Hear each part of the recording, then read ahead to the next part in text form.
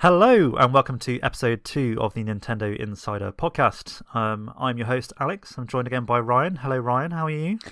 Afternoon, Alex. I am good, thank you. And yourself? Yeah, not too bad. Not too bad. A bit tired. We seem to do this on Sunday all the time, and it's kind of like the day in the week that I don't know, not quite with it, but never mind. So we choose the day well then to do a podcast. Yes, it's probably the best day in the week to be recording our sultry voices into audio form. How have you been? Have you been gaming very much over the last 2 weeks? Yeah. I've been playing a couple of games for the Switch, a couple of games for PS4. Been trying to pick up the Last of the Moons for Mario Odyssey. How many are you on now? About 660, 670 around that mark, I think. It's about 300 to go. Yeah, I know. Tell me about it. It's one of those games that I come back to for every now and again for 10-15 minutes, see if I can find a couple of moons, and then I'll go play a different game. Because it gets tough. It gets real tough once you've managed to reach this point where the moons are much better hidden than one. A lot of them are just, hey, they're here in front of you. Like, you just butt stomp this area, and some of them are quite obscure in the way that you need to find them. I never really feel like, what's that parrot called? Talkatoo, isn't it? The guy, Yes. the little parrot that kind of gives you hints as to where things are. Mm-hmm. I never feel like he particularly helps me. Like, I'm like, great, thanks for that. Bye. Yeah, because doesn't he just give you the name of the moon and that's Yeah, it? And a lot of them are generic, like under the tree, and that doesn't, like, there's loads of trees on some of the levels. Yeah. I mean, we're probably safe to talk about the post game now, seeing as it's been a few months. So the Mushroom Kingdom has many trees. Yeah. So yeah, I mean, I think that's probably my favorite kingdom, because when we did the preview session for Mario Odyssey, kind of before launch, went down to Nintendo UK's offices. Who very kindly invited us as a site, me over. But when we were playing through, we were I'm trying to remember I think we did the Cap Kingdom, so we saw kind of the game intro. We weren't allowed to go beyond the end of the Cap Kingdom, so to actually is it the Fossil Kingdom? Cascade Kingdom, isn't it called? Yeah, Cascade Kingdom. Yeah. I've forgotten all the names. It's terrible. And then we also did the Luncheon Kingdom as well. And in the Luncheon Kingdom, there's one of the portraits that takes you to the Mushroom Kingdom. So we were allowed to go, and if we found it by playing the game, we were allowed to go and check it out, but we weren't allowed to write about it. So I kind of knew that Mushroom Kingdom was in there for quite a while, but even when I managed, I got the review copy through and reviewed the game, when I reached the end of it, I wasn't quite expecting it to be as amazing as it was, and Yoshi on the top of the roof and all that kind of stuff. Yeah, that was a nice little nod to the 64 game. And the costumes as well, all the outfits. Yeah, the 64-bit one, that was cool. Have you got the Metal Mario one as well? I do. Cool. Yes, yeah, I do have the Metal Mario as well. I was expecting them to throw, like, the wing cap in there as well, but yeah.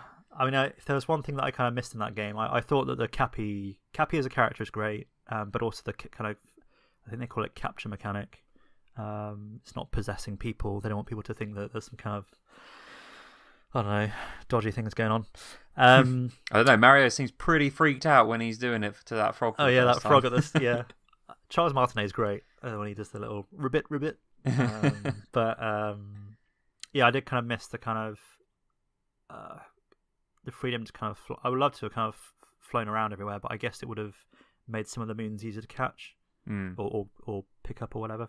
Yeah, because some of them come in awkward places that you're supposed to climb up, and obviously the moon kind of darker side of the moon, all that kind of stuff, that obviously has no gravity, so I guess it's all they'd rather you kind of have those experiences of being able to like jump and then just like jump for hours rather than actually well, what a good game. Yeah, definitely. Some might say the second best game of the year last year on Switch. Yeah, maybe. Yeah. But yeah, no, I've been playing that every now and again. I've been getting into Super Meat Boy. Really, really enjoying the 2-player race mode, actually, because I think this is the Switch. It's a Switch exclusive mode, and it's great. It runs great. It's super addictive because you can choose how many you can play the entire game in race mode if you want, which I wouldn't advise because you will be there a long time. As many of the listeners probably know, Super Meat Boy is not an easy game.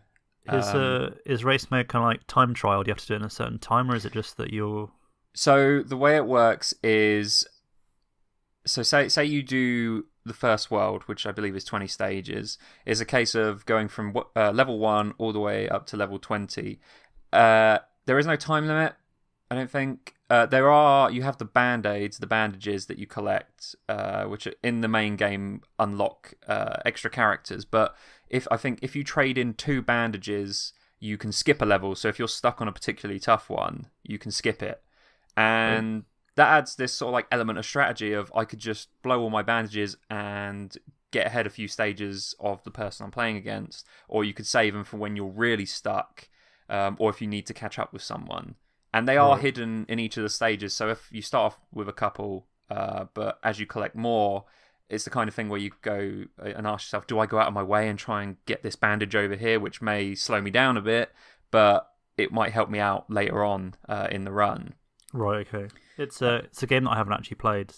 Despite all the kind of acclaim and plaudits it's had, and the fact it's obviously done really well on the Switch as well, which I think has surprised the Team Meat quite a lot. But I don't know, I've just never really...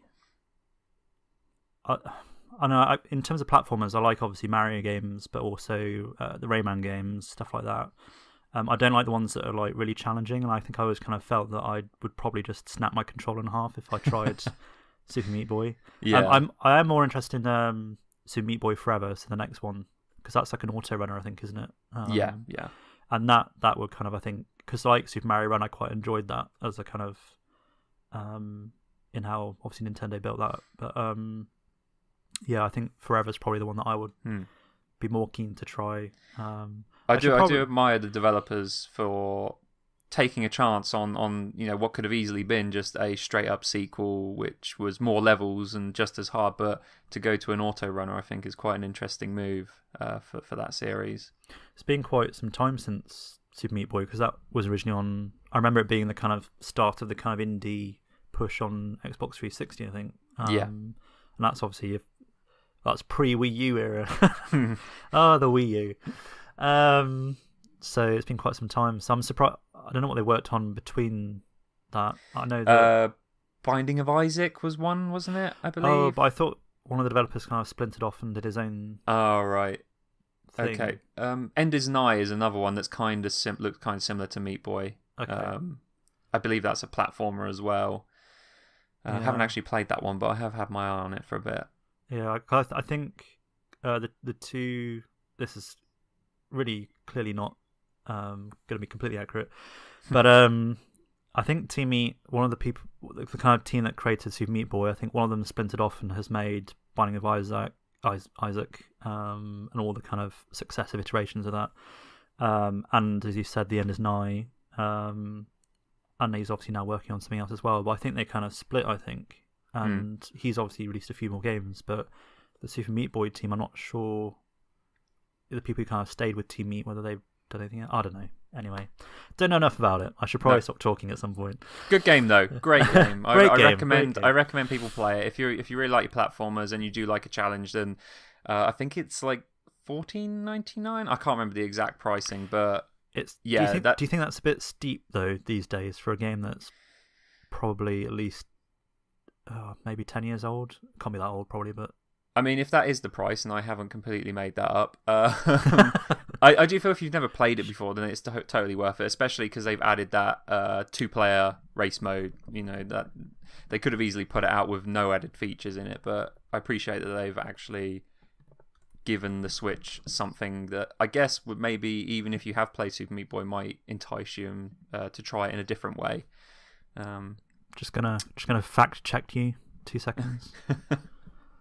Oh, this thing I have to sign in to see the... Oh no, $11.99. Oh, okay, even better then. £11.99 in British currency. I mean, it's a tenner, isn't it? It's yeah. There's so much content in there. The number of levels are in the hundreds, and it's the kind of thing where it's perfect for the Switch. Taking on the go, you can just jump into it every now and again, do a couple of stages or fail at doing a couple of stages, and then move on to a different game. I think I think I'll probably wait because it's something that I'm not wholly. I'm not sure it's my kind of thing. I think I'll probably wait until it's maybe on sale at some point, and whenever it is, and probably pick it up at that point. Okay. I don't think it's my kind of thing, but obviously for many people it is their kind of thing. So, but yeah, and it's probably a game that I feel like I should check out though. So, one day. But yeah, that's pretty much it for the Switch for the time being. It's been a little bit quieter since Christmas, but I've been plugging away at Persona 5. I'm about 50 hours into that. Which are they called palaces? Which palace are you on now? I finished the 4th palace, and I'm in between the palaces. You live your everyday life and all that sort of stuff. And Morgana never lets you leave. She's like, "Oh, I think you're really tired. You should go to bed." And you're like, "No, Morgana, let me go out the house." although I have started dating my teacher. Oh wow! How's that going? Well, because I don't want to go too much into this because it's such a massive game with so much to talk about. But you level up the relationships you have with the people that you are either fighting with or just sort of like background people. Yep. And the teacher gives you a perk when you max out your relationship with her, in that she can give you a massage. Wow. Before you go into the Mementos, which is the other world where you do the RPGing turn-based stuff. Right. And so instead of having to go straight back to bed when you get home, because Morgana says, "Oh, you're tired. You probably you shouldn't stay awake too late." You can actually go out and do something else, which is quite a handy perk. Can I ask a question? Go for it. So I'm not as far through the game as you, and this is spoilers for anybody who doesn't want to know anything about Persona 5 at all. But this is a kind of side story spoiler. Is this the teacher that is like, she has a second career as a maid? Yeah, that is the one. Yeah. Right. Okay. There's a reason why she's doing that as a side job, which, as like all the characters, as you build up your ranking with them, it reveals more about who they really are. It was. I found the moment quite funny in the game, but I kind of thought it was actually slightly dark as well. That there's someone here who's clearly isn't getting enough income, that she feels she has to do this kind of job that she doesn't particularly enjoy as much. Yeah. And she complains about it, saying that she's on the older end of the people who work there. She doesn't usually get picked because she's not as young as some of the other girls, which I thought was a bit. But her character model doesn't look that old. No, I mean, I don't know if they ever actually do reveal how old she is. I mean, you're because you're in high school, aren't you? Yeah, so probably like 16, 17 or something. Yeah, so I'd imagine she must be in her early 20s or something. Maybe she's like 30 like me, and that's just over the hill. that's the point of no return, Don't say that. It's my 30th in a week's time. Oh, it's great. Welcome to the club. And then besides Persona 5, there's been Monster Hunter World as well, which just came out this week, and I've only put a few hours in, killed a few of them. Did you play the beta before you got the game? No. I basically didn't have the time. The timing wasn't that I could get to actually playing it. But I've gone into this with I haven't really watched many trailers or anything like. It's just been Have you played Monster Hunter before on like 3DS or even? So PS2? I played the Wii version. Monster Hunter Try was the first one I played. Really enjoyed that. I got the 3DS game as well, which was the same game just on 3DS, and I think it was the Wii U as well, so you could transfer your save between the two, which was a cool feature because I think Monster Hunter on the Go. I didn't think that the Wii version was. I mean, I didn't review them back in the day. Somebody else did, but I bought the Wii U version because I thought, I want to play this on a console. And it just wasn't. I didn't think it was that well suited to the console. No, and the text was very small. The control scheme was very kind of clunky, and I know back in the day on PSP it was even worse. But I played the beta for Worlds, and I was really impressed by everything. I think the I love the weapon selection, like all the different weapons you can try out. and they're actually there are tutorials for them, so it kind of gives you a bit more guidance on. I mean, there used to be tutorials on, but they're like actual video tutorials in this game. Yeah. So you get a bit more of an understanding of how they all work. But I just think the weapon, like the actual attacks, there's not much variance to the actual. There probably is for pro players, but for filthy casuals like me that just like to go and hack at a dinosaur and hope that it falls over, I don't know. I love mounting dinosaurs though, like jumping on top of them, then hacking away at them and trying to hold on. That's probably the best part of Monster Hunter. I haven't done any of that yet. I mean, how? we'll talk after the podcast. Tell me how to do that, because I don't know if it's because I haven't reached a point in the game and there's a tutorial, but you literally, you just basically have to be on a higher ledge and you just jump on top of it. Right. Okay. And if you land on top of it, you'll mount it, and then you have to hold certain buttons to kind of hold on so it doesn't like shake you off. Mm-hmm. And also if it's a large enough, I mean, it has to be a large enough monster. It's not like a little kind of one that's kind of running around that you can kill in like 3 or 4 hits. Yeah. But yeah, you just like jump on top of them, and then it's like a mini game in a way.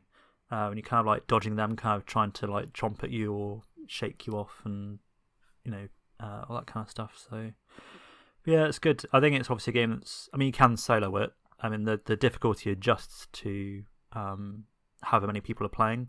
So if you have like 5 people playing together, keep calling them dinosaurs, the monsters that are clearly dinosaurs, and dragons and stuff like that. It auto scales their health up. So the more players you have, the more health they have. So it's not like by having more people, it's automatically going to be easier because it's the same level monster. Mm-hmm. But I'm really looking forward to it, and the felines as well. Like I love them. When I was kind of creating my character on the beta, like the felines have a lot more, or palicos, I think they call them as well. Yeah. They look really cute, and yeah. It's a good looking game all round, for sure. It's a bit. I think. I'm not sure if this only applies to the PS4 Pro version, but you can choose what kind of setting you have for the visuals, whether it focuses on the resolution, or graphics, or I think the last one is the sort of the frame rate, so the smoothness of the animation. Yeah. I put it on the graphical one. I mean, it's terrible for me to say, but that basically gives it more graphics. But it gets a bit, doing that definitely gets a bit framey, especially when you pan around the environment and have a look at your surroundings. It can chug along a bit. But I haven't actually tried the one that focuses on the actual smoothness of everything, because I imagine that's going to take a hit graphically, but then at the same time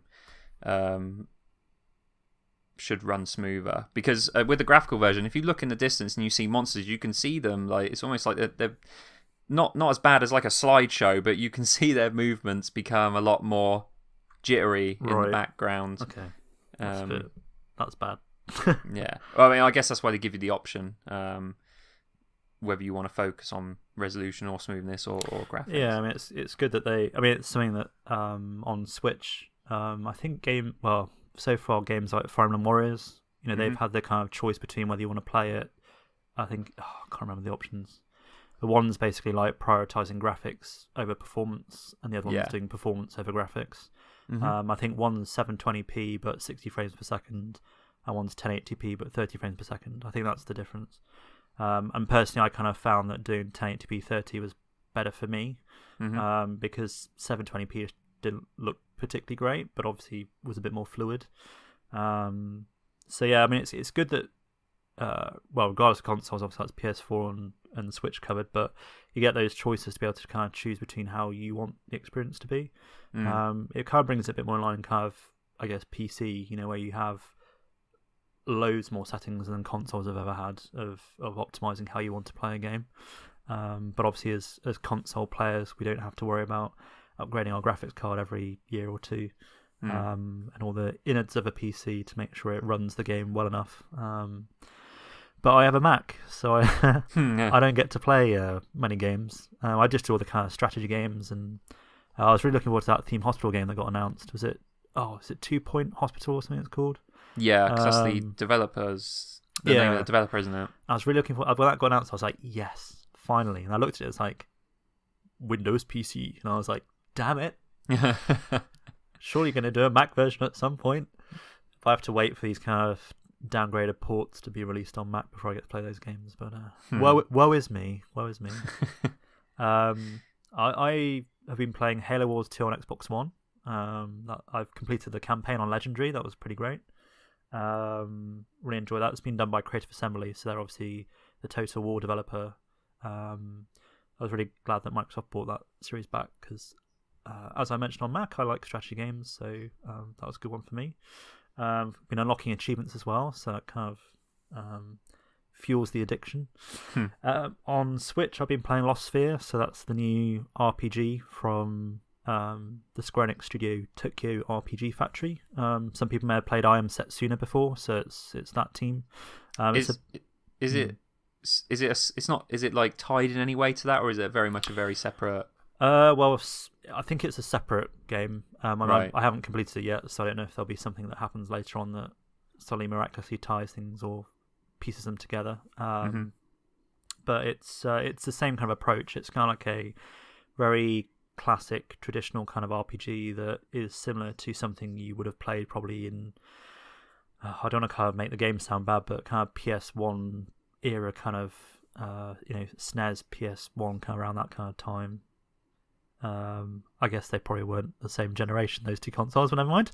But kind of that kind of traditional style. The actual animations remind me a lot of kind of Final Fantasy 7, Final Fantasy 8 and 9, those kind of games. But the combat kind of draws a lot of inspiration from games like Chrono Trigger. So you see the enemies actually around, and then when you move towards them, you kind of then shift straight away into a battle situation where each turn is turn-based. You can move your character around to run over to an enemy and attack them. And some of your characters, one has a crossbow, so they can actually fire a shot that attacks all enemies in a line in front of them. So if you targeted, say, an enemy that was further away and then kind of position yourself where there was another enemy or two in the way, you could hit all three enemies at once with one attack. So it's quite tactical in terms of approach. It's not just it's my turn, I'm going to use a fire spell on that enemy, done.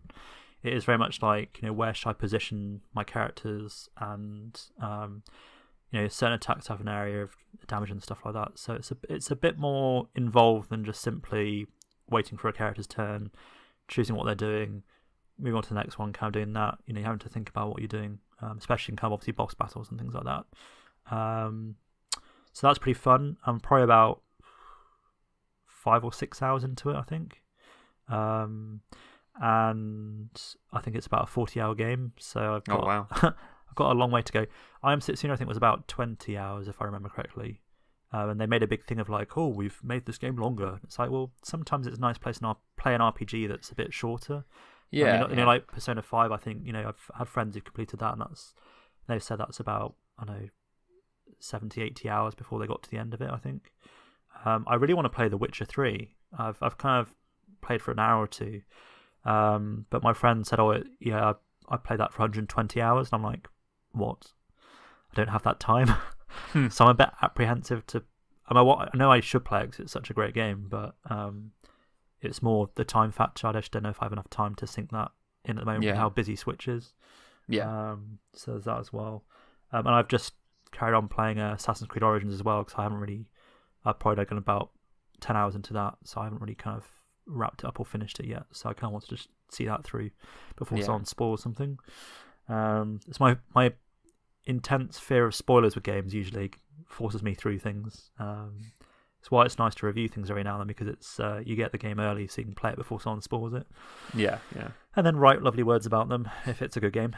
I had that with Sonic Mania, because we had early review code. Yep. And so going on to chat forums and seeing people saying, I know I got the game early, I know what zones are in the game, and you read them and go, you don't have the game.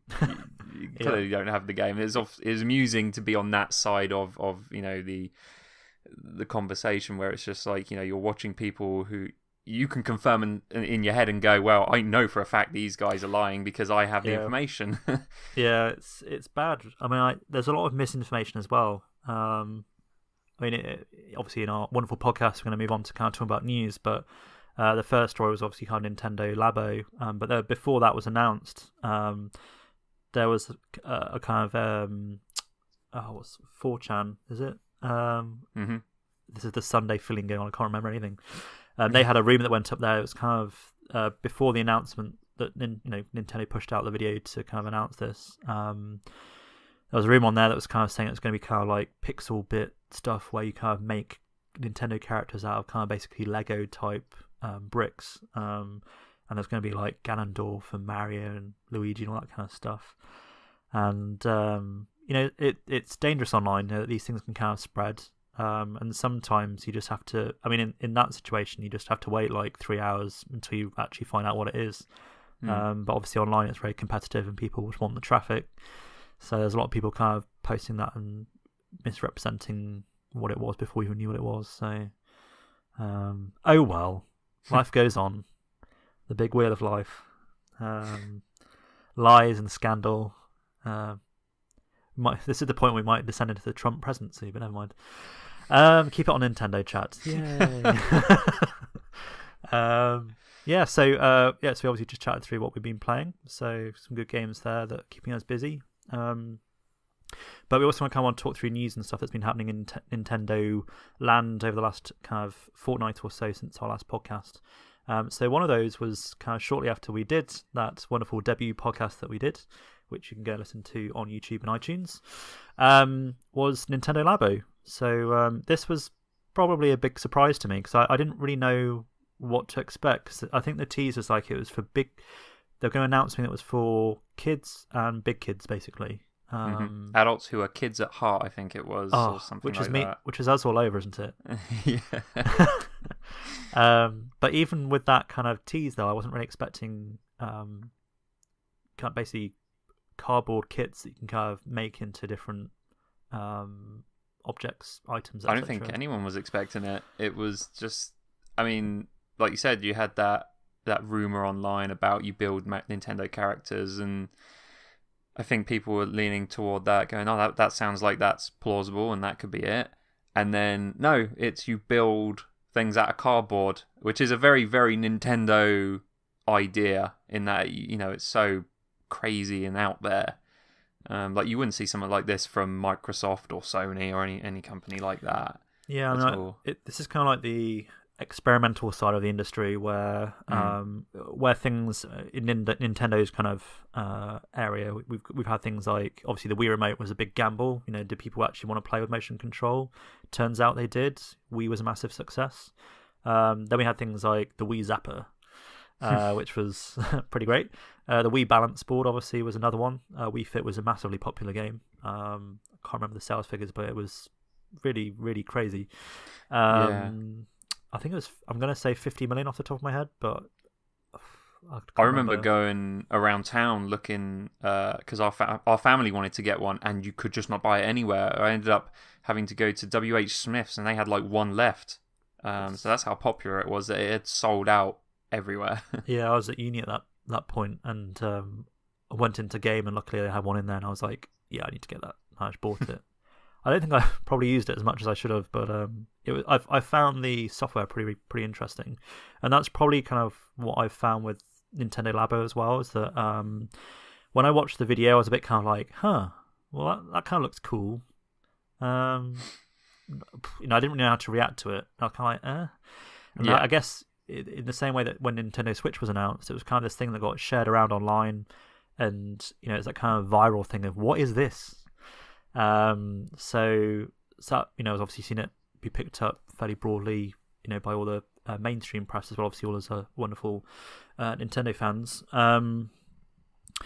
But when I went on the website though and kind of read a bit more into it, because I was waiting kind of the press release coming through, I actually started to become a bit more fascinated in how it all worked, in the sense that yes, you have the cardboard kits, yes, you make them into different things, such as like RC car, fishing rods. There's a house, I think.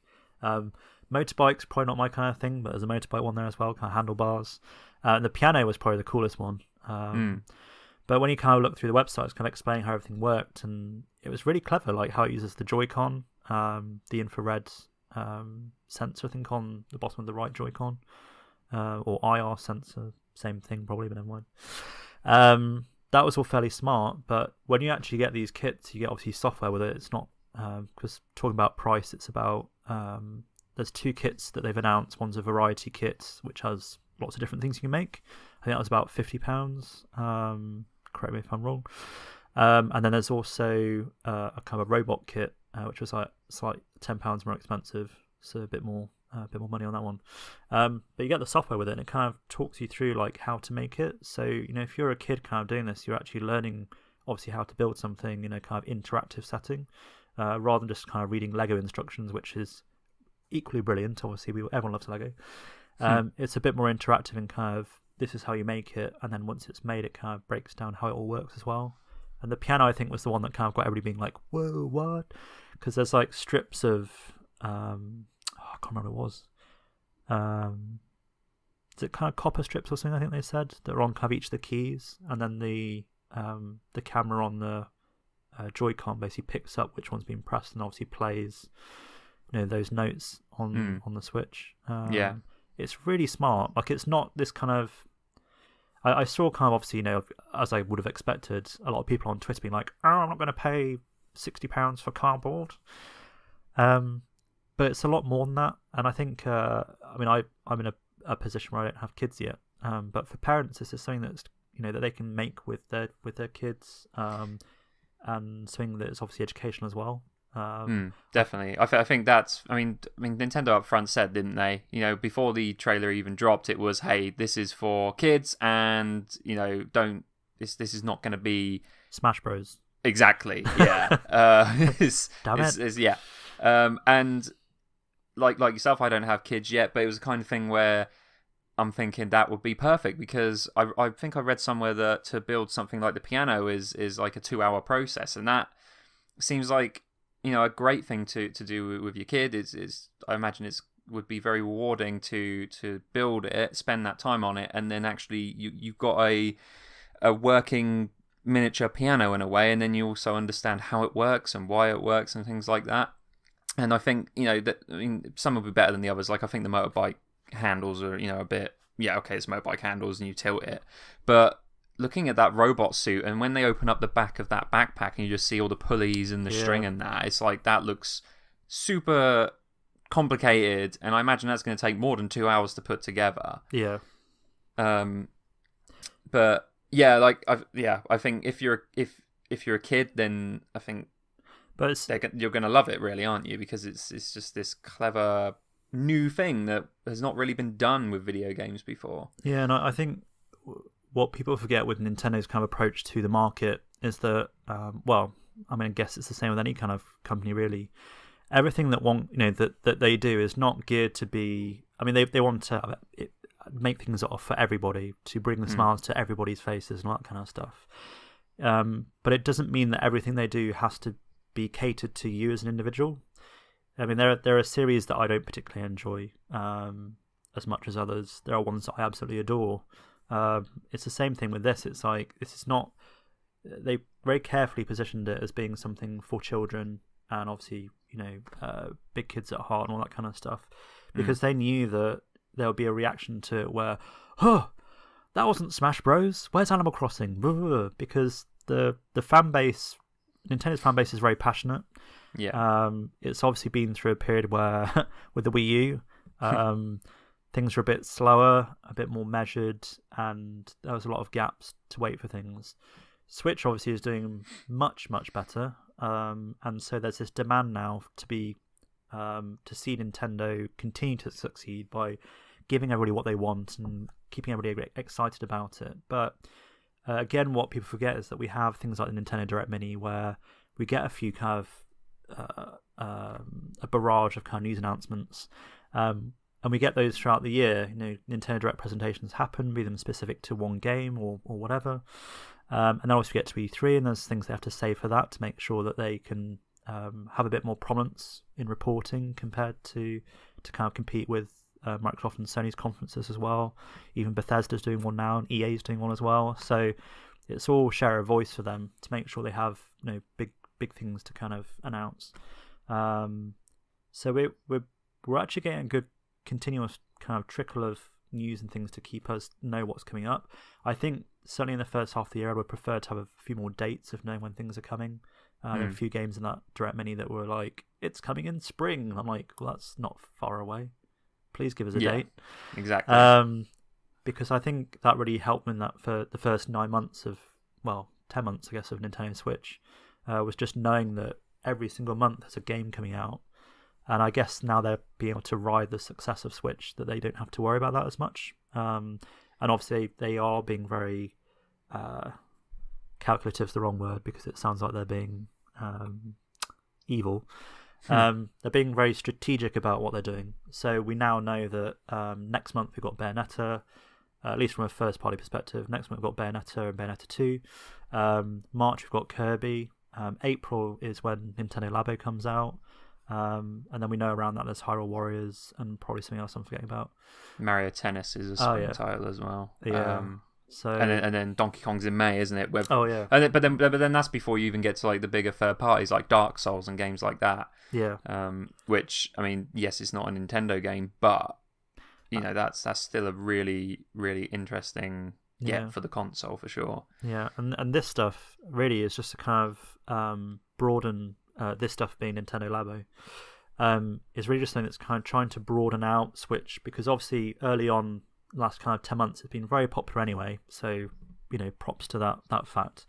But this is really to kind of broaden it out beyond just being kind of all the people who've been waiting for the next Nintendo console, the hardcore fans that are going to buy Nintendo systems no matter what, and also other people that play Xbox One and PS4 that may be looking for an alternative console to have different experiences on, because they know they can kind of really attract that, and that's probably what that last kind of 10 months has really been driven by.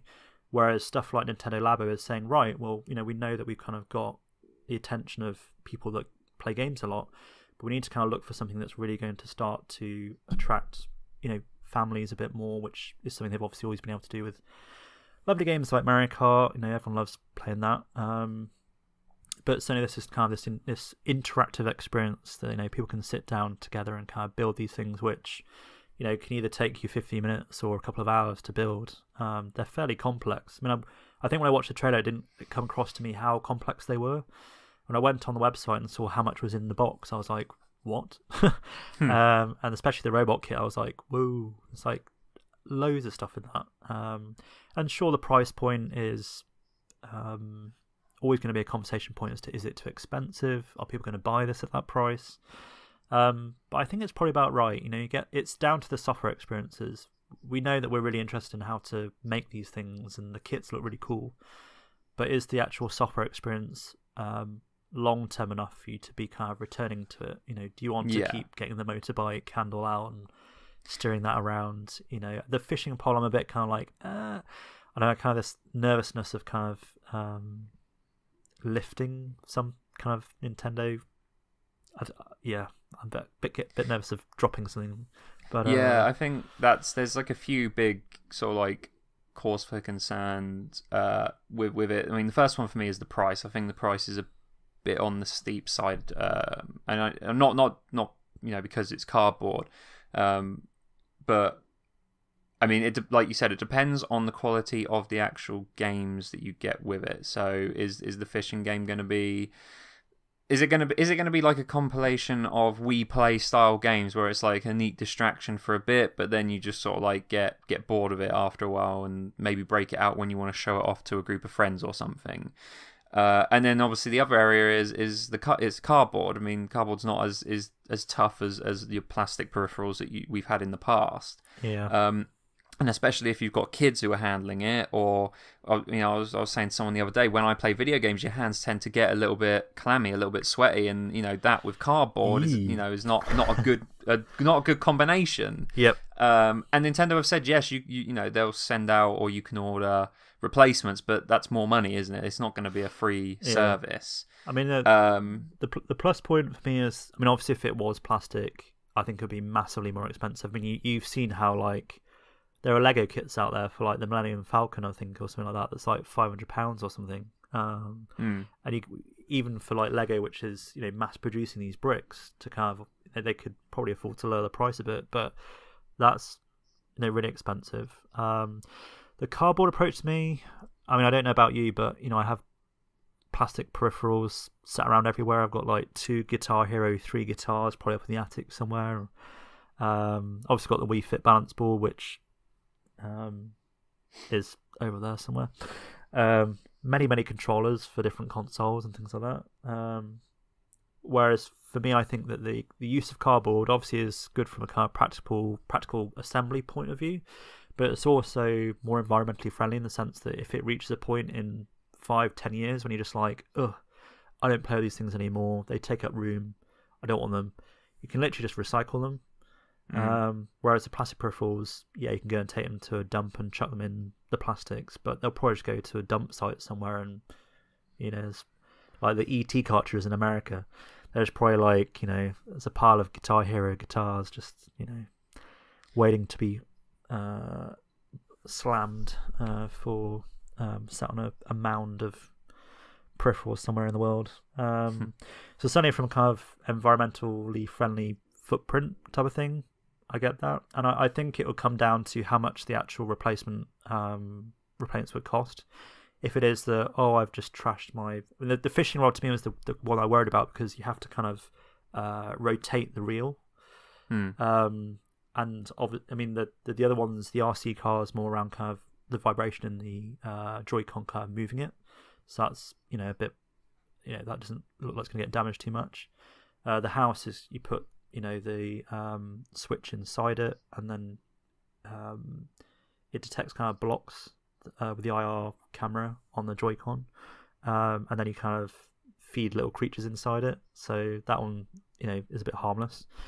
The motorbike one obviously is just you steering that, so as long as you don't steer yourself into a wall, you're probably fine. And the piano is probably relatively safe as well, but it's the fishing rod I think is the one that really kind of sticks out as a durability one, of like, if you keep rotating that reel loads, is that going to like wear down eventually and snap off?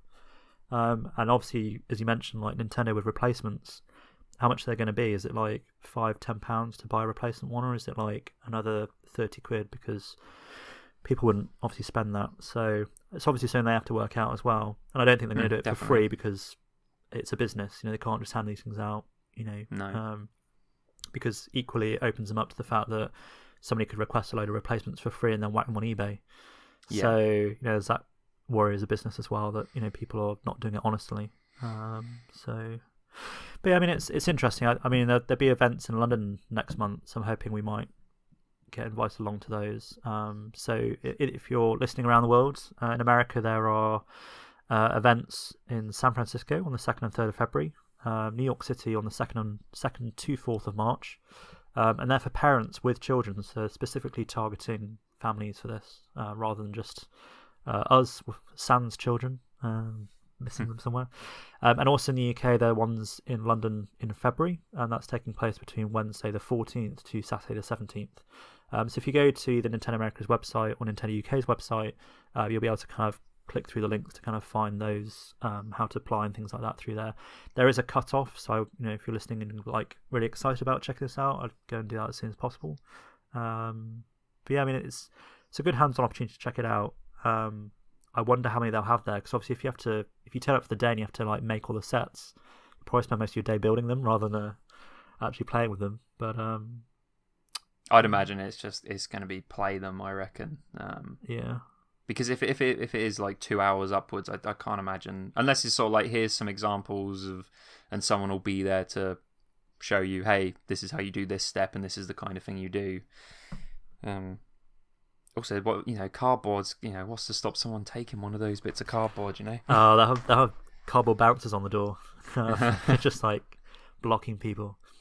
Yeah, I imagine they'll probably have some of the simpler kits to make, though, because obviously the RC car one isn't going to take you that long. Yeah. Whereas I think in the Guardian's article, they said that the piano, they were told, takes 2 hours to make. So, the more intricate ones are obviously going to take you longer than the simpler ones. But hopefully these events will give us a bit more of a chance to go along, check it out, and get a bit more of a viewpoint on what to expect of them when they kind of land at retail in April. So, yeah. So they're releasing in North America on April the 20th, and in Europe on April the 27th. So that's the first two kits, the Variety one and the Robot one. And I think, and this is me just completely guessing off the top of my head, I imagine they'll probably have a few more kits that are probably going to release before Christmas. So it might be kind of like an end of year thing as well, where they release a few more that maybe are around Nintendo characters or something. You could kind of make a little Mario or something, I don't know. They had a couple in the trailer, like a gun. I think there was as well. A bird as well, I think there was. Yeah. So there clearly other kind of ones coming along. But I think it's one of those things as well where Nintendo can try this, and if it doesn't do very well, it's like, well, we're just doing something different. And they can release, say, 2 in April, maybe 2 later in the year. If it doesn't do so well, they can kind of just react to that as well. So I don't think it's this long-term thing like a Amiibo has been, where they're going to be releasing them now forever.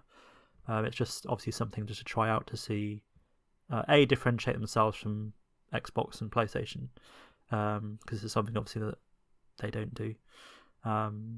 It's that differentiator, I think, that they're just chasing for attracting attention, but also a wider audience. So we'll see how that one pans out. So that's that. So we just rattle through some more news. Talking of how popular Switch has been.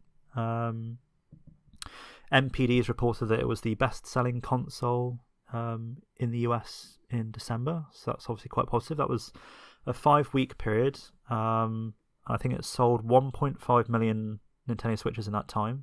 And that takes the install base in America to 4.8 million. So it's carrying above that now. And obviously it was the fastest selling home console that which was kind of a repeat thing that's been repeated around the world in every single country, basically. What's the Wii U total sales in America to date? Oof. I mean, are we talking around, is it much higher than that? Because it mustn't. It shouldn't be too much higher, I imagine. I don't know it off the top of my head by country, but I know that the Wii U overall sold, I think, 13.7 million. I think is the kind of final number for that. And obviously, they've stopped manufacturing those now, so it's probably not going to get much higher than that. There's probably a few out there somewhere that someone might buy. And obviously, the good thing for people who didn't get a Wii U is they get to play most of the games on Switch. So yeah, because it wouldn't surprise me if that is their plan, to take all their big first-party games and bring them over to Switch. Because why not? Yeah, they didn't have the audience on the Wii U, and there's a growing one on the Switch now. Yeah, and I think people forget as well that it's not usually the hardware that is the profit driver for businesses. It's always the software. So if you have even if the console doesn't sell very well, but say 30 million people were buying pretty much every first-party game, that still gave Nintendo a bit of money to play around with to invest in other projects. And I think for Switch as well, just kind of early on, I'm excited to play Tropical Freeze again. Hyrule Warriors, I'm not sure if I want to go back to that, but nope. But I'm certainly glad that like Bayonetta 1 and 2 are coming over, because Bayonetta 3 is coming down the line. And I pre-ordered I forgot what it's called. Is it the something Climax Edition? Non-stop Climax Edition. I've pre-ordered that, so that's coming next month. So yeah, I am excited to play other games, even though I've played them before. But obviously, the bigger picture is that there are a lot of people who bought Switch now who didn't have a Wii U, and so the chance to kind of obviously entice them to hopefully buy a few of those games, obviously just help Nintendo out and get a bit more profit out of projects that may not have been as profitable on Wii U. So yeah, it makes sense to me. But yeah, but I mean, in terms of this figure though, I mean, 4.8 million consoles in America. I think in Japan it's already outsold Wii U. I can't remember that off the top of my head. I think it might be 3 million, might be even higher than that. But I certainly think we're looking, before the end of the Switch's first year at retail, it's going to outsell Wii U. So that's obviously a big positive. Wow. But yeah, what Wii U couldn't do in 4 or 5 years, Switch has done in 1. So, but I think that's the kind of attraction of the fact it's a console that you can play how you want to play. If you're a handheld gamer and you're wanting to play something in the palm of your hand and kind of just sit in the lounge whilst someone else is watching TV, you can do that. If you want to actually have it docked in the TV and play games on the TV. You can do that as well. If you want to do both, that's obviously the luxury of the freedom of it. I think that's what's really attracting people. That I keep hearing people say, "Oh, it's not a console, it's a handheld." And I'm like, well, it is both. Like, it's not strictly one or the other. I typically play handheld when I later on in the evening, whereas during the day I'll play console. Obviously, when I'm traveling around, I'll play in handheld mode. But the good thing for us as people that write about Switch is that we're not really limited by what we're doing in the day. As to if we're reviewing a game, we don't have to wait until we get home to play it through. We can play it through on a train or a bus or wherever we are. Obviously, if you're driving, do not play Switch while you're driving. But certainly that I think has really been the big success of it. This kind of freedom to play how you want to play, as well as all the Joy-Con colours. I love all the Joy-Con colours. I thought we'd get some Kirby set, some kind of pink set, but I don't know if I'd be enticed to get. We those might ones. still do. You never know. They might announce Maybe. it. Might announce a bundle. Well, I thought because they're usually quite good with their colours. And obviously, the 3DS has had so many different colours, now switched into kind of face plates and all that kind of stuff. I kind of thought they would do, and not. I hope this doesn't come across as sexist to people that are listening, but the kind of pink colours obviously are usually kind of attributed to attracting young girls, female players. I'm sure men may buy them as well. People out there, but typically they want to have the colours as this kind of way of showing that the console can be suited to anybody. That whatever colour you want to get, beyond obviously the base consoles you buy, you can kind of choose your own colour to match your own, personality and how you want it to appear. That kind of customization aspect to it. So who knows? We may get a Kirby bundle down the line, but with pink Joy-Con. But oh well, we can but dream. So carrying on with the news, obviously we talked about Monster Hunter earlier, but Capcom has once again spoken about why it is not on Switch, which actually on our wonderful site, Nintendo Insider, actually got quite a lot of people checking out and reading it. It's a bit of a angry comments as well, but never mind. But basically they said they don't have any plans for Switch, and basically they started developing the game 4 years ago, so obviously they wouldn't have known what Switch was at that point. That was kind of Wii U era, and at the time they had to kind of commit to PlayStation 4 and Xbox One because they were the most powerful current generation consoles available, and so that was obviously a kind of design decision or development decision that was made before they knew anything about Switch. And they said that it's also because for every title we decide what the best fit for hardware is for the concept. So obviously it's something that being, as you spoke about earlier, such a amazingly visual game in terms of how it's been created. It's obviously, even realistically speaking, as someone who loves the Monster Hunter games, I don't think I would have ever thought it would be on Switch anyway, because it's just the graphical bar is just too high for what Switch can pump out. So yeah. Obviously there's that Monster Hunter Double Cross which came out in Japan. I'm still hopeful that they'll localize that at some point, but I think what happened was that they released it in Japan. I don't think it actually did that well over there, surprisingly, because Japan's obviously Monster Hunter mad. But then obviously they'll kind of announce Monster Hunter World at E3, and that's kind of been their focus. So if they announced they were localizing Monster Hunter Double Cross, it would kind of jumble the marketing campaign around World, and obviously maybe divide people between buying World or the Switch version, whatever. So I think we'll get it at some point, but we just have to hold out for it, unfortunately, and be a little bit patient. But I think we'll get a Switch specific one at some point. I could see that happening. Yeah, I reckon. I'd be shocked if they're not working on something now. Capcom up until now, a lot of their games have been. We have Resident Evil Revelations 1 and 2, and we had that Street Fighter game. Yeah, and I've got but Mega Man. We've not. Yeah, but we've not had a game that's been built for Switch. Yeah, because I played Generations on 3DS, and for me that was kind of it was, I guess in some ways as a game, a kind of celebration of everything that's come before. So it was I can't think of the word. But it's kind of like one of those kind of games that kind of paid tribute to everything that's happened in the series, basically, kind of an anniversary type game. And And I think it'd be nice to play that on Switch. Like I would actually enjoy playing that on Switch if they hopefully do localize it and release it in the West. But clearly this has been a turning point for them because there's a lot of interest in World. This shift to kind of home console rather than obviously 3DS as a little handheld, I think has been a positive one for them, and I'm really excited to start playing that because I think it's the evolution that a lot of people were waiting for. It'll be interesting to see how that game does in Japan. Yeah. Because that series has always thrived on the 3DS and the PSP, I think, when those games were coming out for that system. Yeah. And in terms of home console, I mean, I think in the weekly hardware sales, you don't tend to see PS4 and especially Xbox One. I mean, Xbox One does terribly over there, but the sales are not as high as the handhelds were when the 3DS was in its prime, and now the Switch. Yeah. So while it might do well over in America, which would be great because it's always been very popular in Japan and it's growing over on our side.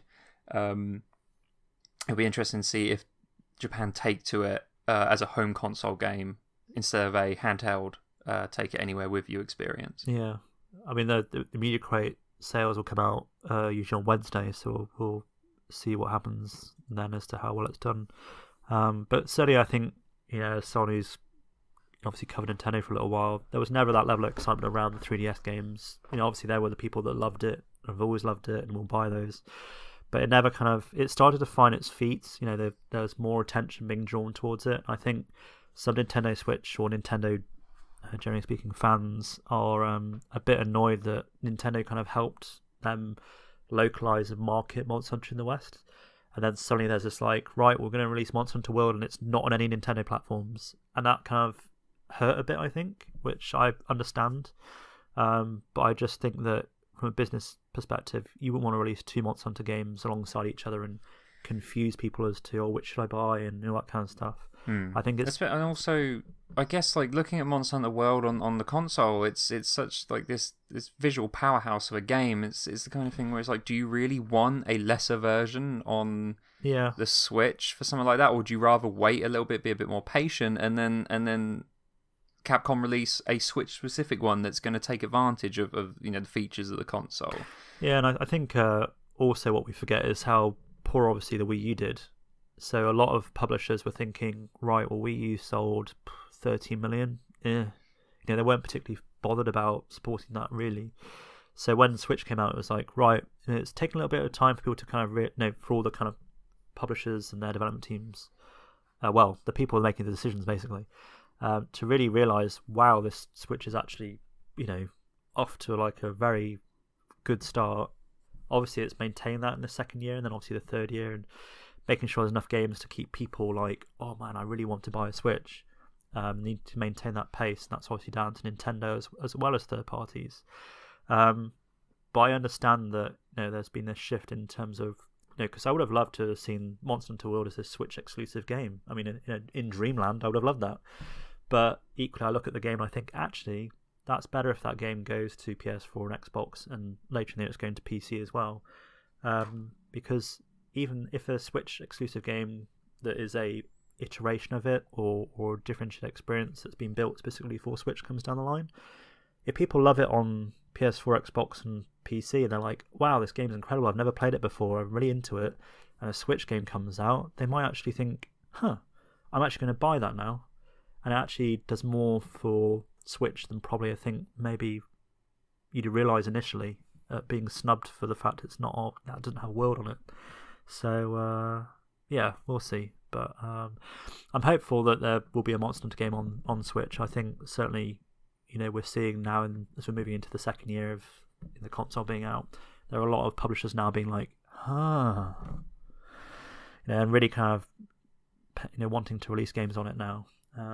But obviously, as we are not developers, these games take a long time to build, and we just have to be patient to wait for them to actually be finished, finalised, and released. So whatever that is, who knows? But I would be disappointed if there was never a Monster Hunter game on Switch.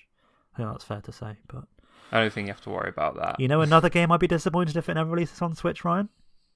Animal Crossing. Ah, nice segue. So there's news that Nintendo basically applied and registered a trademark in Japan for Animal Crossing as a name. Now, this got reported on quite widely, obviously because there is demand for an Animal Crossing Switch game. But I don't think this actual particular trademark is anything that indicates that this is tied to that game. And so I was a bit... I saw the kind of reporting, I was a bit like, really? Because it's just protecting the actual brand. You know, they've obviously released the mobile game, Pocket We Camp. get those all the time, don't we? I mean, 1080 snowboarding popped up recently as well, and Eternal Darkness comes around every so often. I do have a theory about that 1080 one though. That is just purely off the top of my head. Was that obviously there was that talk of Steep coming out on Nintendo Switch. Yeah. And obviously that kind of seems to be happening still, but who knows? I do wonder whether maybe they might get Ubisoft to develop a snowboarding game exclusive to Switch, but it's 1080.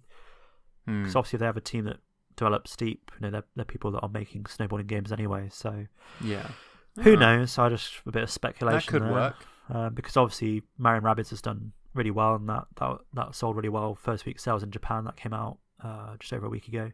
So that's doing well over there as well. It took number one spot, I think.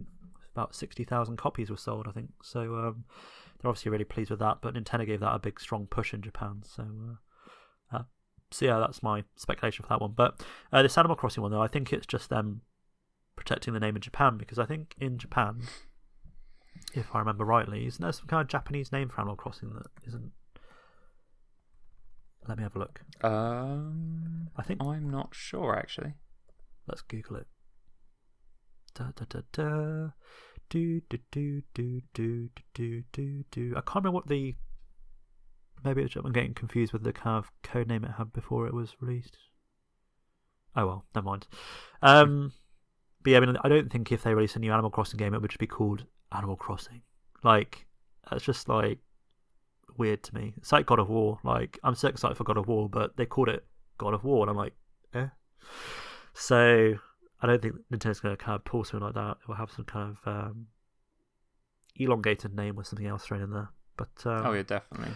But I just think it's just them protecting the brand. If it's something that they didn't have before, or for whatever reason, it's just been filed. And I'm hopeful we'll get an Animal Crossing game announced this year, even if it doesn't release in 2018.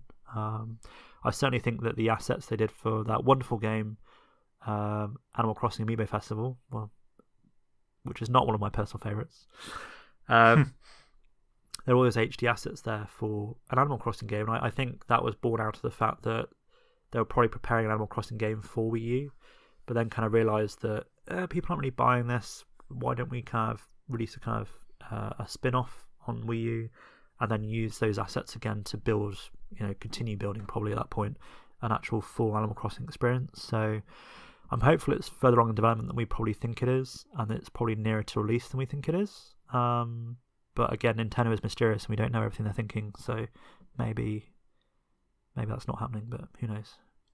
One is coming. One's definitely coming. I think it's a matter of, is it 2018 or is it 2019? Yeah, because I mean that franchise sells so well. I mean the 3DS version New Leaf was it over 10 million, I think, copies it sold worldwide. And yes, I mean the last couple have not been great games. They've actually been pretty poor games, but I still think that was it Happy Home Designer, was that what it was called? Yeah, it was a 3DS one. Yeah, I still think that sold pretty well, despite the fact that the game was not that great. Yeah. And then the less we say about Amiibo Festival, the better, really. Yeah. But if they did announce if I remember correctly, Nintendo didn't send out review copies for that, which they usually, for us in the UK, pretty good at kind of saying things out. And if there's ever a game that they don't send out, it's you usually kind of gauge the fact that you're like, oh, they must be worried about this one. And I think I bought it because I was like, I really like Animal Crossing, and I was like, I'll buy that. I've got the amiibo with it as well, so that's my complete collection. Paid in part to the fact I bought that copy, but yeah, it was not a good game. It was just I like the kind of board game dynamic to it. It's kind of like playing Boom Street or Fortune Street, those kind of games. They're quite fun. Oh yeah, they should release Boom Street for Switch. That'd be great. I think they did a PS4 one where it's on the way or something. I'm surprised that there's not a Switch one, but obviously, as we said, I think people are a bit hesitant about supporting it initially, and now it's like, oh, quick, put everything on there. So we'll see. Talking about games coming to Switch though, Ryan, what about Rollercoaster Tycoon? Brilliant. Is it the? Are we talking the original PC game? Because that's great news. That would be great. I'm afraid not. Oh, what are we getting? So this is a weird one, really, to me, because it surfaced because Atari Game Partners, which is some kind of it's connected to Atari basically, but they're looking for basically investment from US anyone in the US to basically fund this game, and as with the opportunity to help fund it, you get a cut of the profits basically. So it's one of those kind of like help us and we'll help you kind of things going on. Now they have said since this kind of story came out that even if it doesn't get fully funded, they're still going to release this game. So why do they need the funding then? I mean, surely Atari's a company that's not really in a situation where they need help. I'm not sure what their I say profits. That's probably the wrong word. Right. I'm not sure what their bank balance sheet is like. I don't know how much money they have. So obviously for them, I think what this is that they're basically trying to alleviate some cost concerns around maybe manufacturing Switch cards to release it at retail, stuff like that. And that's probably why they're looking for money, just to kind of basically say, look, you can help us publish this game and you can get some money back, basically. It's that typical kind of investor stance of trying to entice people to part with their cash. Now, when I wrote about this on the site, it was that they were looking to raise $1.07 million in the next 3 months. But I went back on the actual Start Engine page. I'm sure it changed. Let me just reload it just in case I'm wrong. Yeah. Oh, no, it is. So they're looking to raise between $10,000 to $1.07 million dollars. And as of today, which is, I've completely forgotten the date. 28th of January. Yes. They've raised $30,005. So they're not doing, they've hit their low end target.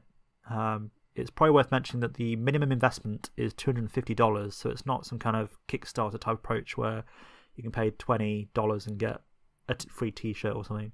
This is something that's more geared towards businesses and business people and people with sacks of cash to throw at this.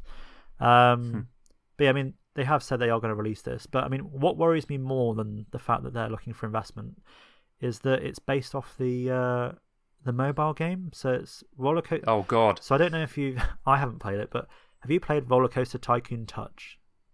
I've very very briefly. Yeah, it's not good. Oh, right. And I believe that's the general feeling from everyone who's played it. Yeah. So you saying that has immediately turned me off of this whole idea. Like, I was so excited when they announced this. Yeah. And then I saw. I haven't. I saw the developer and I was like, oh, I don't recognise that name. They're the studio behind the free-to-play Rollercoaster Tycoon Touch, and I was like, oh God. Because obviously, I mean, just take the first. I mean, I would love it if they just took the framework from the first game. Maybe altered the visuals if they wanted to. I mean, I preferred that sort of isometric viewpoint than the what it looks like now. And there's this to me leads into a kind of wider issue that Switch is having at the moment. Is that obviously as a site that is trying to do its best to cover every single eShop game that's coming out, which is proving a struggle because there's so many of them. We're obviously finding that there's a lot of mobile games being ported to Switch, and that seems to be this kind of, obviously on iPhone or Android, that is a very competitive marketplace to be in for attention. Similar on Steam, PC games, that's a very competitive platform to be on. But as a developer and publisher, you'd rather be on these platforms rather than not. What I'm kind of worried about with Switch is there's a lot of these kind of mobile ports coming along that don't really add very much to the experience, to make it suit Nintendo Switch. There are small games coming where there are local multiplayer where you have the two Joy-Con sharing them between two players. That makes sense to me. But when it's just like a mobile game that's just the same content and there's not really any kind of effort to improve it, or any past reviews that game has had where there's been some criticism, they haven't really addressed that criticism. To me, it's a bit like, really? I kind of worry at the moment that obviously, as with any platform, the great games will rise to the top. People will buy the best content available to them and not fall into buying the kind of lower efforts that have been made. We both cover kind of games that are fall into that lower effort bracket. But this, I was so excited when I kind of read. I was like, Rollercoaster Tycoon is coming to Switch, and I was like, oh my god! I was like, that is yes, because that Theme Hospital game as well, the 2 Point Hospital from the guys that we used to worked on the original game. When that was announced, I was like, oh my, get that on Switch, please. Because I think even on Wii U, because of the touchscreen that the Wii U had, we never got anything on Wii U like The Sims or anything like that, because The Sims has a console version. Those kind of games to me are well suited to Switch and obviously back to Wii U. And we never really kind of had any of those kind of like strategy or those type of games, and I really miss those. And so when this was announced, I was so excited. And then one of my friends like broke it down to me. He was like, well, look, this is a developer that did this free-to-play game, which is but they also developed the last Rollercoaster Tycoon game, which was a PC one, I think, which was just terrible. So it's one of those things where I'm still excited about it, and I'm really excited to play it when it comes out, but I'm really, really, really worried that it's just going to be awful. So I don't know, and maybe that's why it's not getting much investment, because people just think, And now they've said, I think they've lost, like, that franchise has, lost that essence of what it once was. And yeah, anytime there is anything Rollercoaster Tycoon announced, I think it's usually met with some sort of right, okay, yeah. How are you going to crowbar some sort of free-to-play features in, or it's just a shame. What's it going to be missing? I mean, the things. I mean, the actual page where they announced it with everything on it was pretty bare anyway. But it's going to have a Tycoon career mode where you will have to expand your park and grow your amusement empire. A sandbox mode where you can create the park of your dreams in there with unlimited time and resources, so basically just less pressure and, well, no pressure at all. And then there's kind of challenge scenarios where you're given an objective and you have to kind of complete that with a certain time. So I don't know, I think I have to play the mobile version. I think if it's a free-to-play thing, I'm not going to chuck any money at it, but I think I'll just play it to see kind of how that is. But I think because people are seeing that, I don't know, maybe there's kind of more parity with Switch to mobile. I know the Tegra processor, or whatever it is kind of used in kind of similar devices, so maybe that's why these things are coming over. But I just want people to not do a quick ditch effort. I want them to go like, right, well, let's make this the best it possibly can be, and then release it. And I just see a lot of kind of quick reactions to release things on Switch. But there have been tons of eShop games that are absolutely incredible, which I'm really pleased to see. But there are just a few things coming through now that are just like, really? It's a shame. I feel like crying, Ryan. I think we should move on. Let's move on. So on a positive note of all the games coming through, a quick kind of news story to talk about is that GDC, they do like a state of the industry report or survey every year with all the developers that attend. So it's basically an annual industry event for developers to go along, and they can all chat about their hardships and things they're excited about and all that kind of thing, and kind of learn from each other. So it's a really good event for them. There are people obviously that go along and kind of report on it. And the late Satoru Iwata, I think, did a few speeches there, which keynote speeches that went down quite well as well. They're all on wonderful YouTube for you to check out if you want to check those out. But basically, they surveyed 4,000 game developers. And last year, there was 3% of developers that were developing for Nintendo Switch. And this year, there's 12%. So there's been a good climb there. So that's good for Switch fans to be getting more games. But beyond that, obviously you just have to see what those games actually are. 15% stated that they plan to make their next game available on Nintendo Switch as well. So last year that was 5%, so that's a big jump. And then when asked which platforms, if any, interest them the most, 36% answered Nintendo Switch, which was below PC, which was 59%, PlayStation 4, which was 39%, so it's only not too far off, but it was above Xbox One, which was 28%, which is obviously interesting because Xbox One came out and that's now like the most powerful console ever. So there's that there. And in comparison, only 1% of those that responded are developing games for 3DS, and another 1% are working on games for Wii U as well. So, so there are still people working on Wii U games. There was something that came out that was about... I'll try to remember it because it's not in front of me. But it was basically like asked them about whether they thought that Nintendo Switch would outsell Wii U, and a massive amount of percent of the respondents basically said no, and that they weren't sure. And obviously we're at a point where it's literally about to outsell it, so that was a bit weird to me that they don't really understand the market and also how fast Switch's audience is growing, which I think is something obviously you would hope that a developer would kind of be keeping an eye on, because they'll be looking for the most. Obviously they are businesses too, they need to make profit to keep developing games.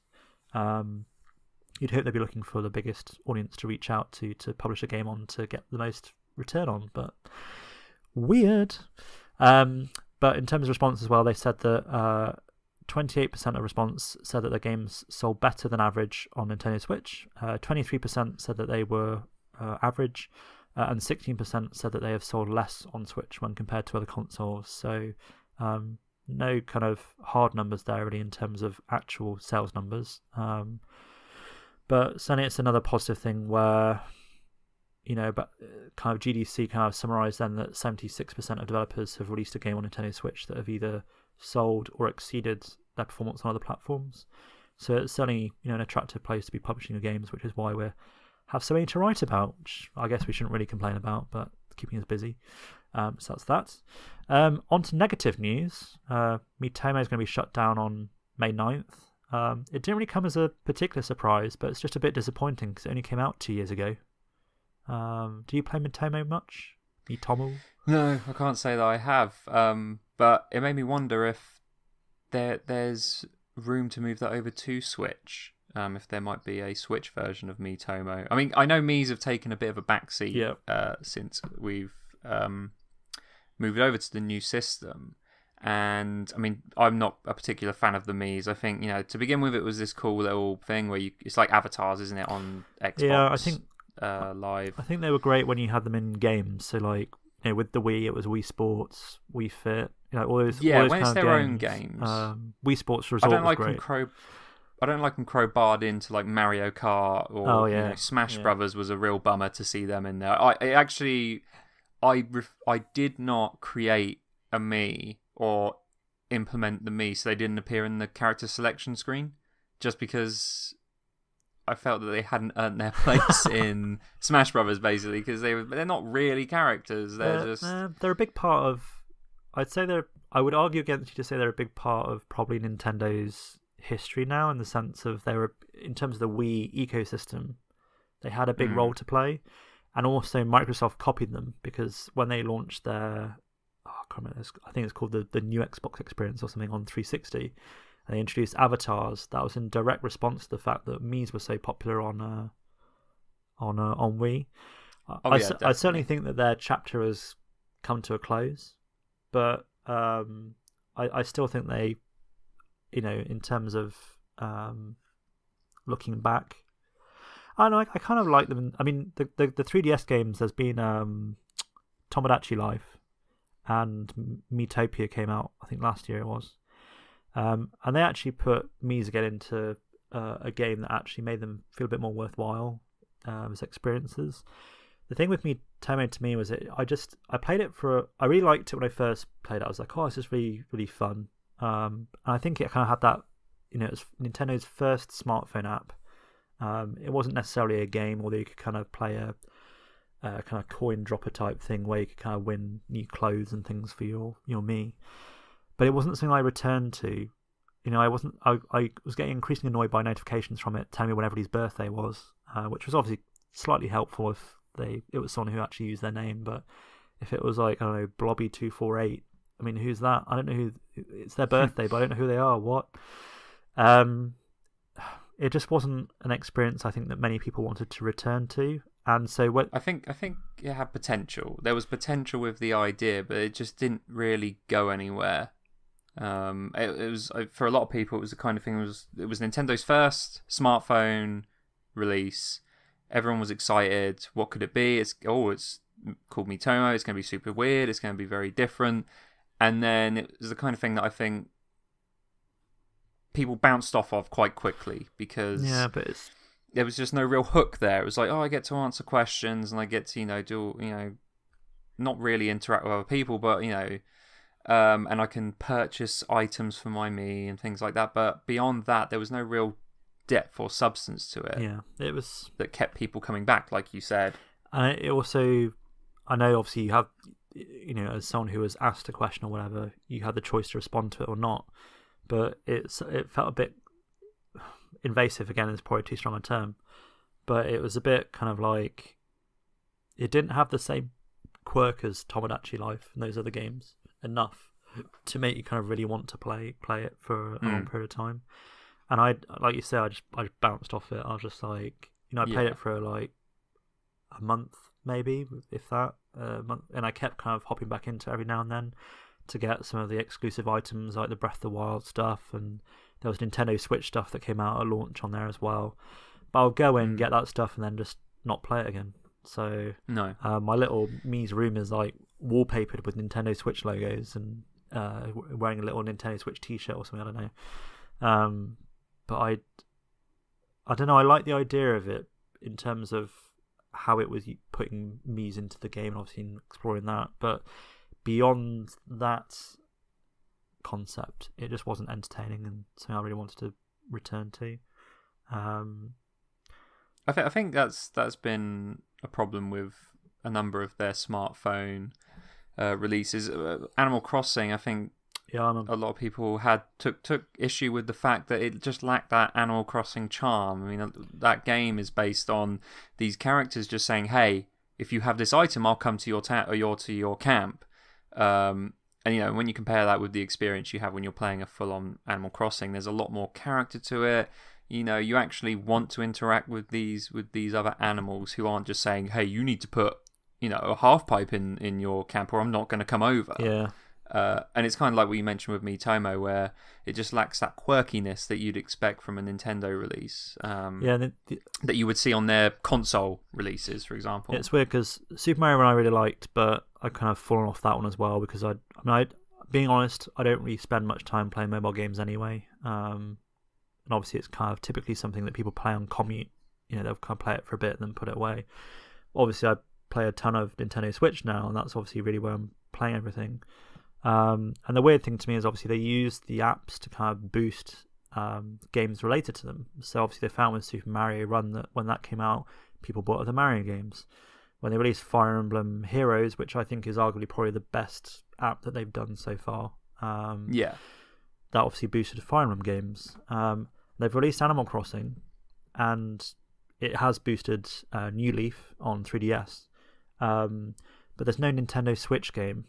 And I really think that is something that this year, and obviously we're fairly early on, and we're in end of January now. I really think that they need to kind of come out now with an Animal Crossing game because they did say with Pocket Camp before it was announced and launched and everything that the smartphone game would have connectivity with a console game. And obviously that's not going to be on 3DS now because that's kind of increasingly aged hardware that looks like it's going to be retired at some point, be that this year or next year or whatever. So I just wonder what's taking them. I know they had a bit of difficulty with the Animal Crossing mobile game, where I think there's been kind of obviously not confirmed reports from Nintendo themselves, but people have reported on the fact that they have scrapped so many different ideas for Animal Crossing on mobile and kind of had to restart over again and kind of keep resetting. So it's certainly not this pain-free development experience they've had.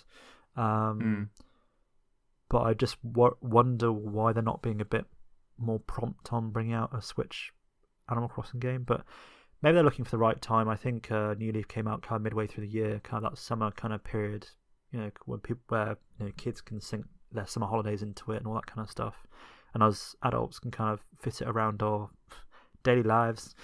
So maybe it's going to come later in the year. Maybe it's going to be revealed nearer to E3 or at E3. Because they know it's something that people will obsess over and will probably do really well for them, and they'll want to carry that into the summer, not the summer holidays, into Christmas. Obviously, if they release it in summer, it will do really well, and then they'll kind of re-advertise it closer to the big selling season. But yeah, certainly that this Mitome thing doesn't surprise me. It's disappointing because you're going to lose everything in the app. They're saying that if you launch the app after the end of the service on Wednesday 9th of May 2018, you'll see a message informing you that the service has ended and you will no longer be able to use any of the app's features. So beyond the 9th of May this year, you're basically going to lose everything in that app. So even people that have chucked money at it, which I don't think there's many to be honest, but you're basically going to lose absolutely everything, which is... I don't know. I mean, they killed off Miiverse as well, didn't they? That was the big social network they had on Wii U, which I thought was pretty great. But obviously, they just know that people use Twitter more now. So, I don't know. I think in the background, it's probably a sensible decision. But, as someone who's kind of enjoyed these things, it's just a bit of a shame to just see it shuttered quite abruptly. It's like a few months and it's gone. So, but anyway, we'll see. So that's that one. Boo, Hisker. Next one. Just to kind of highlight a few indie games that have been announced in the kind of last 2 weeks that I thought looked quite cool. One of them was Dead Cells, which is described as a Roguevania.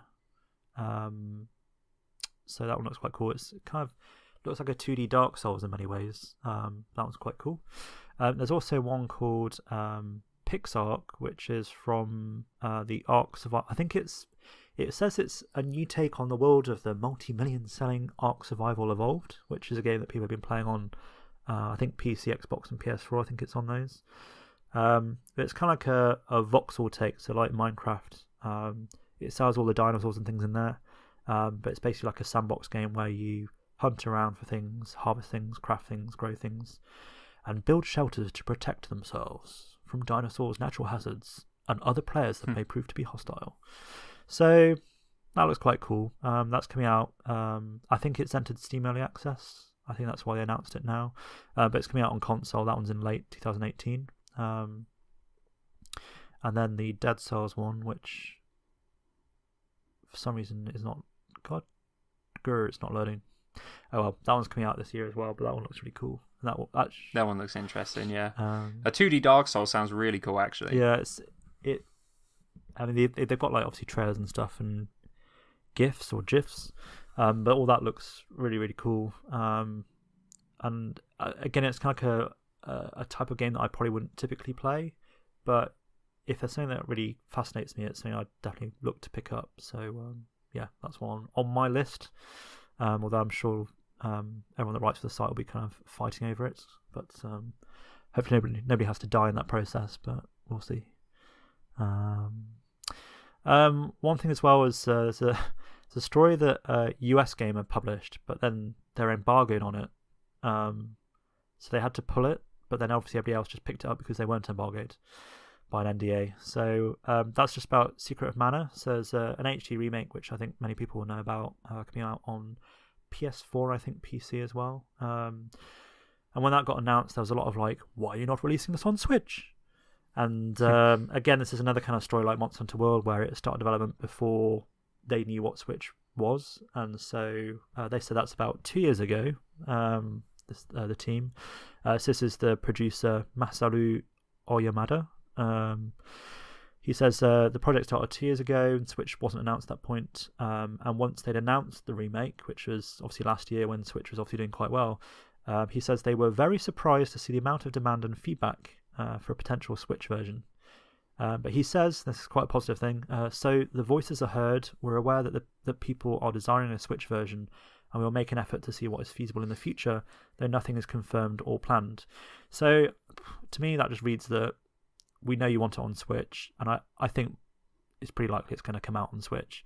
But what they're going to do is they're going to release it on PS4 and PC as planned, and then after that they'll port it and they'll work on it at that point, I think. There's also the Seiken Densetsu collection, which is the Secret of Mana trilogy. I don't think we've ever received the third game in the West, but the first two have released over here, I think. But in Japan last year on Switch, they released basically the first three games, which are the kind of classic SNES games, and that he kind of spoke about. They know that people want that to be localized as well, but he's again kind of said that the Secret of Mana HD remake is their kind of like they're finalizing development on it, so they don't want to say yes they're going to work on localizing the collection. But yeah, they're obviously aware of people wanting it on Switch in the West, and they're going to hopefully do that. So, I mean, obviously the first two games are localized already, so it's that kind of the Mother series or Earthbound series thing again, where the third game hasn't been localized and is the one that's missing. So, yeah, so we'll see what happens with that. But people that like their kind of classic games, I mean, I actually imported the collection from Japan just to have it in my stack of Switch games. It's a bit weird though to me because they kind of do a box thing on the TV. So I don't know if you got a SNES Classic Edition. You can kind of put a border around the game because obviously the aspect ratio is not for our wonderful modern TVs.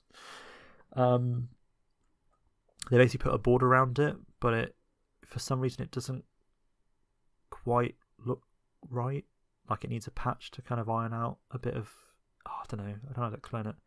It just doesn't look correctly placed or tidy, probably a better word. Mm-hmm. So hopefully they'll fix that for if they do localize it. But that's that one.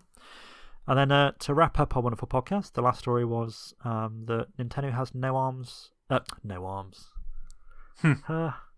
Nintendo has no plans for more ARMS content updates. So the producer, who many will have seen at E3, absolutely annihilating everybody, Kosuke Yabuki, he's basically said that, well, there was a kind of a report or like news kind of emerged, I think probably a few weeks ago, that there was going to be no more content updates, but it was kind of one of those things where the translation, everyone's a bit like, and so Eurogamer actually requested for some kind of official confirmation from Nintendo, and they got a response back from Yabuki-san, so that's here. So he said that after its launch on 16th of June, we released several significant free content updates for ARMS, including 5 new characters, 12 new ARMS, 5 new stages, collectible badges, and new modes like Party Crash. More Party Crash events are on the way, and we'll continue to make balance adjustments and other small changes to improving the gaming experience, but we currently have no plans for bigger updates. Which, to be honest, I don't think I'm really... I think, again, it's that kind of thing of disappointment of, I wish there was a bit more. But I think that they've done enough. Like, I kind of feel like, yes, I'm happy with that. Move on to what you're doing now. Because I think they really have grown ARMS over the last couple of months into a far more content-rich experience compared to what it was at launch. Not that it was bad, but there's certainly a lot more to it now. So yeah, I mean, do you still play ARMS a lot, or? Yeah, I'll jump in for the party events where they pit 2 fighters against each other. They usually do those on a weekend. And you're right. Like when the game came out, it did feel a little bit light on content. There was only 10 fighters, and the story, the main mode was basically just, hey, fight all 10 characters one at a time. Yeah. It was really the online that kept me coming back. But as the year progressed, they added, I think 5 new fighters, new arms, and yeah, I it's a bummer that there's not going to be any more coming, because there was that someone data mined the game, didn't they, or something a while ago, and there was a whole. It made it seem like we were going to get 10 new fighters because there was quite a few names. I think some because there's like is it Headlock, the kind of enemy character and stuff like that. I think the problem when you data mine a game is that you can kind of try to break down what things are, but sometimes there is content in there that was planned, but they're not going to do anything with it, or it's cut content. Makes me wonder if they're going to move. I mean, this is the same team that works on the Mario Kart series, right? Yeah, I think so. Yeah, so it makes me wonder if they want to just put focus onto Mario Kart 9, or if they're considering doing what they did with Splatoon, where the first one was a success. I mean, granted, the success of ARMS has not been as massive as Splatoon, but I think as a new fighter IP, which is a tough genre to break into nowadays, it sold well for Nintendo. Yeah. So it's a case of, are they now thinking about the next ARMS game? And some of these names that popped up when someone data mined the game, is this sort of like ideas they work with but felt, actually, let's move this onto a new project, let's put this into a sequel, which would be great. I think ARMS is a really, really fun game, and not necessarily releasing a sequel anytime soon, maybe over the next year or two. They could really build upon that foundation for sure. And of course, Mario Kart 9 you have to imagine that's going to be coming, maybe not anytime soon, but you have to imagine they're working on a sequel to Mario Kart as we speak. To be one of the top sellers for Switch, I think Mario Kart has. So it's, unless they're doing DLC, maybe, because I mean, some of that I think is would work better for these series is Smash Brothers and Mario Kart in particular, is that you just release a game and build on that with expansions. Yeah. And I know that's, it doesn't make sense necessarily from a sales standpoint. There's more money to be made if you do a full on sequel potentially. Yeah. But at the same time, those was it 16 tracks we got as DLC? Was it 2 sets of 8? I think it was 4 cups, wasn't it? So the 4 cups have 4 tracks in each, and there was like a new. Yeah, there's like a mixture of like new and retro stuff, wasn't there? So, I think with Mario Kart, I think they're definitely going to just move on to the next one, because there is this sticking point with people that obviously bought Mario Kart 8 on Wii U, that this is just Mario Kart 8 Deluxe. It's just the same game but with a better battle mode. And they know now that people with the battle mode content they did for Deluxe, that's just what people wanted. So they know now. Yeah, they know great. Now that. As a game now, Deluxe is kind of what people want, and now they want to just have whatever next for it. And I'm sure they've probably been working on ideas for 9 for a long while now, since probably 8 came out. I'm thinking about, what can we do next with Mario Kart? It's hard, obviously, because there's been so many Mario Kart games, and I'm hopeful that if we get GameCube Virtual Console, we'll get Double Dash back in my life. But yeah, I think that's the only one I don't own on download or. Because I've got the SNES one, I've got 64, got DS, 3DS, Wii U, and Switch. I think Double Dash is a divisive one. I think it's like Marmite. You love it or you hate it. And I really enjoyed it. I thought it was really great. It's one of my favourites. I liked having the 2 races, but I can see why Nintendo decided to not carry that on, because, I don't know, maybe they had some kind of data that showed that people didn't really like it, or it's harder to actually see, if there's like 2 people hopping about on a. I think when we kind of reached Wii, it was all simplifying things that meant that anybody could play it without being confused. And I think obviously Double Dash was a bit more for. I hate this kind of casual hardcore, but people that play games more regularly. Than people who just kind of hop into it. It's like, what? I can swap my characters? What? Yeah, but I think that swapping mechanic would actually would work quite well in sort of like, you would have the person in front being the driver, who would you assume be the more experienced player, and then someone in back who's just firing weapons. Yeah. And I think helping drift, wasn't it? You had to both shake the analog to get the 2 levels of boost needed to actually use it, if I remember. Yeah, it's just I just don't know if... That game also had the best battle mode as well, I think, in the series. Oof. Because it had Shine Thief, and as much as I like Shine Thief on Deluxe, I feel it is just it's so chaotic when you have 8 people, whereas Double Dash, the stages were small enough to cater for 4 people, and the number of matches we would play when like someone would have the shine and they'd have it until the last second, and then they get hit with a red shell and it would exchange hands so many times. It was brilliant. Yeah, we'll see. I mean, I'm glad they're moving on from ARMS, because I feel like they've already given more to it than people probably thought they would. I think when it released, there probably wasn't any. Someone who has played it at that point. I thought they might add in a few more extra things, but not as much as they did. But yeah, I mean, I'm hopeful that they'll. I think it would be better for them if they did ARMS. They moved on to if it is Mario Kart 9 or it could be any another project or whatever. I think they need a gap before they come back to ARMS again. Yeah, definitely. I certainly would like to see an ARMS sequel coming out with called Legs. Could you imagine jumping up and having to like sling your extendable leg into someone's face? You could combine that with Nintendo Labo. There you go, like with the robot suit. I feel like we're on to a moneymaker here. We need to kind of write into Kyoto and be like, hey, we've got a great idea. Yeah, but I mean, hopefully, again, I mean, there's a lot of studios that Nintendo has, like retro, next level games, even monster games. I think they're working on a few things, but I don't know what they've been working on for a while. They did the Xenoblade Chronicles 3D remake on new 3DS. I would love them to go back and do an Excite truck sort of game again. It's still, is really annoying that we didn't get Excite bots over in Europe. And it's region locked, so we can't even play it. Because that looked awesome. It looked like taking Excite truck and combining it with WarioWare mini games. Is like, that sounds amazing. And now I'm racing as a robot frog. But yeah, never made it over here. Same with Mario. Was it Mario Sluggers, the baseball game?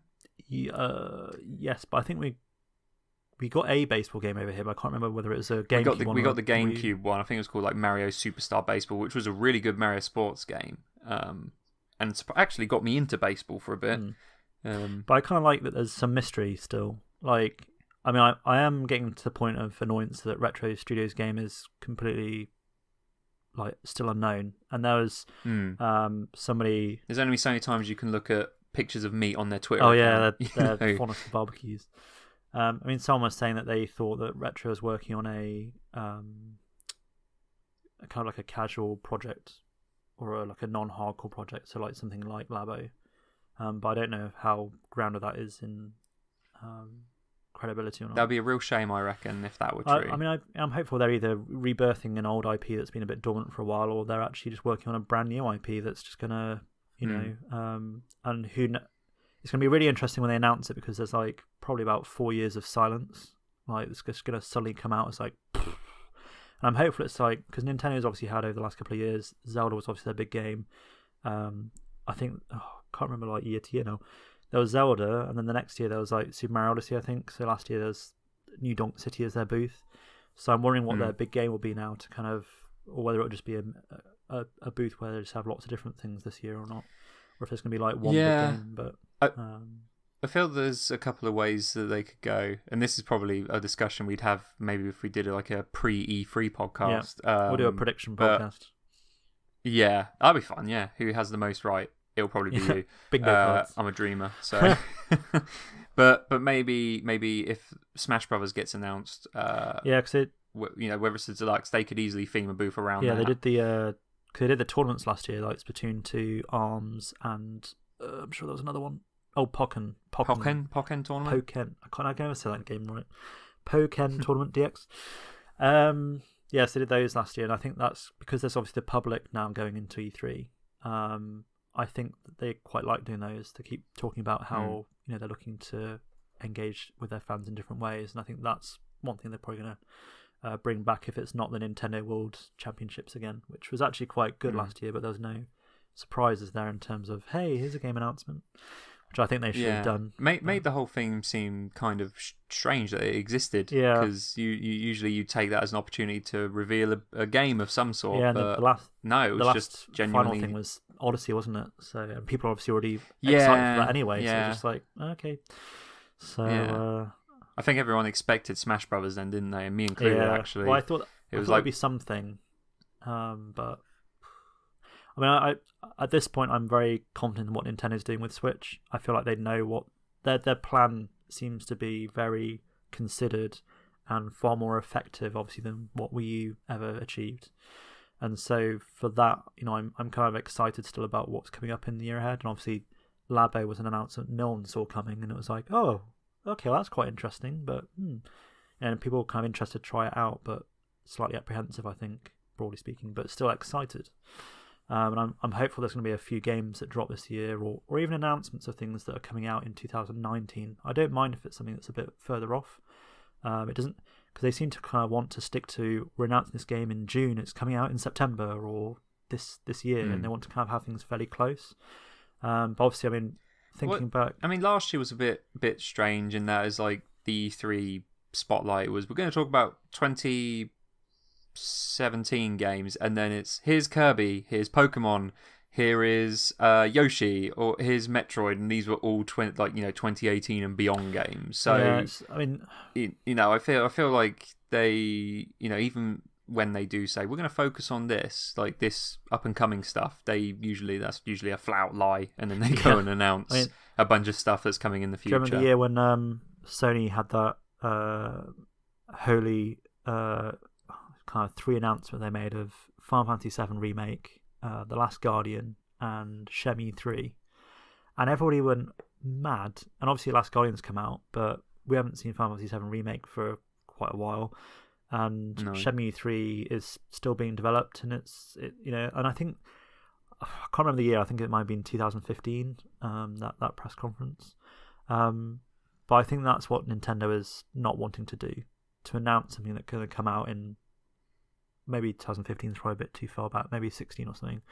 But, you don't have to be waiting like 2-3 years for a game to come out, because in that time, you're going to get people, fans who are wanting to play it being like, where's this game? What's happening with that game? Because they know about it then at that point. Whereas if it's something that is a bit closer to release, be that a year away, I think is probably fine if it's something that's kind of early on development. So like Bayonetta 3, I think that may come out later this year or early 2019. I don't think that's as far off as I think people think it is. That to me is fine. Whilst you need to know what's coming in the near term, you also need to know that if I buy this console now, that in a year's time I've got that to look forward to, which is why we got like the Metroid Prime 4 logo, because they want people to know that Metroid, which was a series that has been neglected for a while, there's no Wii U game as far as I remember. 3DS took ages before obviously Samus Return came out on it. Samus Returns came out on it.